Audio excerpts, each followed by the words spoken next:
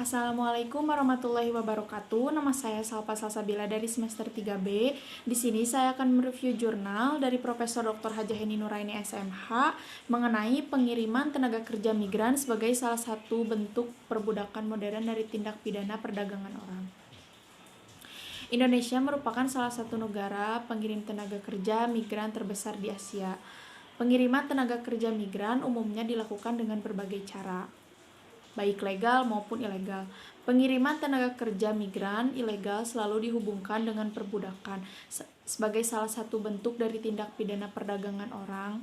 Tindak pidana perdagangan orang dapat terjadi dalam berbagai bentuk, namun biasanya bertujuan untuk mengeksploitasi korban guna mendapatkan keuntungan.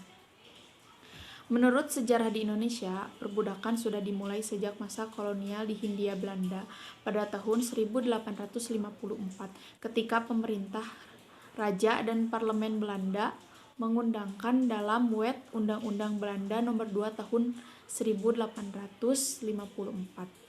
Secara historis, perbudakan telah berkembang sejak beberapa ribu tahun yang lalu, yang diawali dengan adanya penaklukan atas suatu kelompok oleh kelompok lainnya.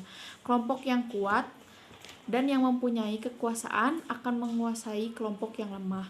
Kekuasaan ekonomi dan politik menjadi sumber dan peluang untuk dapat berkembangnya perbudakan sebagai konsekuensi dari penaklukan yang dibayar dengan pengabdian mutlak.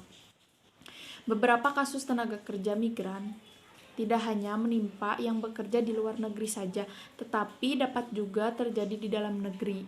Sebagai contohnya, kasus yang sangat menggemparkan adalah adanya perbudakan yang menimpa pekerja migran asal Kabupaten Cianjur yang terjadi di Tangerang, Banten, yaitu tenaga kerja di pabrik kuali.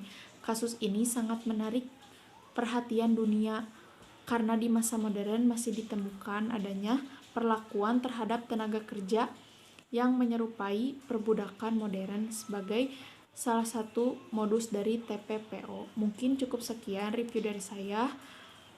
Mohon maaf bila ada salah. Wassalamualaikum warahmatullahi wabarakatuh.